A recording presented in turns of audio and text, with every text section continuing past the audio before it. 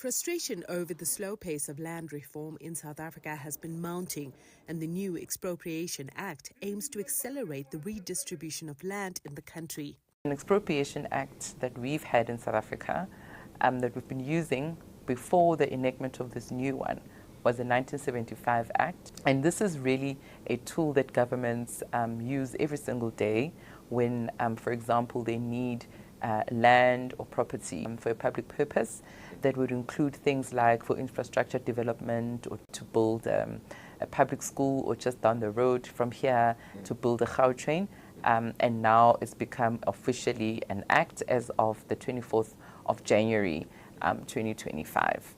The act has already sparked a backlash from the DA and the Freedom Front. Plus, both parties, which are part of the South African coalition government, argue that while land reform is necessary, the process of passing this law was flawed. I yesterday wrote directly to President Ramaphosa to do the following things: to object in the strongest possible terms to the fact that he simply signed the Expropriation Act this week in contravention of a clear legal opinion and concerns submitted by the Minister of Public Works that the Act is in fact unconstitutional and could quite easily be remedied by sending it back to Parliament.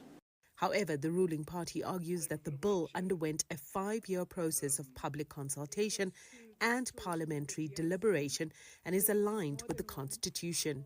These bills are not new. They went into those ministries knowing very well that expropriation bill has been passed and it's just waiting the signature. The president, before he signs, he follows the Constitution. So he can't sign something that is unconstitutional.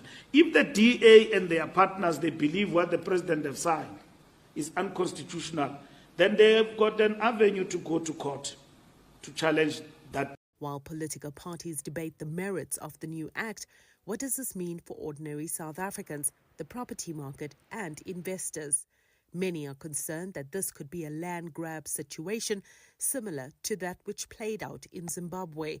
But some legal experts say the situation in South Africa is different. That was when Zimbabwe felt that the compensation that was asked for in terms of the Lancaster Agreement needed to be paid in pounds.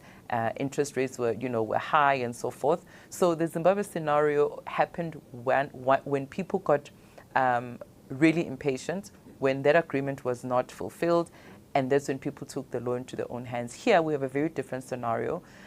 This Expropriation Act is part and parcel of the Constitution. It's legislated. It gives the procedural way in which governments can expropriate. So government can't just take land. As per Section 25 of the South African Constitution, expropriation is an essential mechanism for the state to acquire someone's property for a public purpose or in the public interest, subject to just and equitable compensation being paid.